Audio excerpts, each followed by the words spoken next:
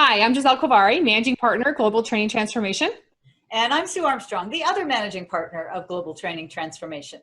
Today, what we want to talk about is an issue that we're finding is becoming very common as we are all moving to more virtual training. We've been doing this now for a couple of months, right? In COVID. Sue and I have been delivering virtual training for years, but all of us have had to adjust very rapidly to this new environment.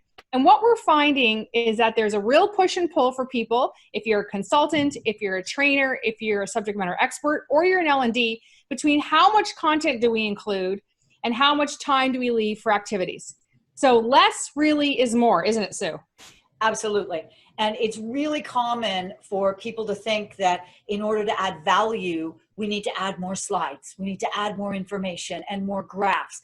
But the value isn't in the information that you're providing. I mean, it is, but it's not in the quantity of information you're providing. It's in the quality of the information and in the activities. So the value really is in the experiential part of that training. And what happens is when we have too much information on the screen, you're opening the door for people to ask questions that maybe you don't have an answer to. And so less really is more, Giselle.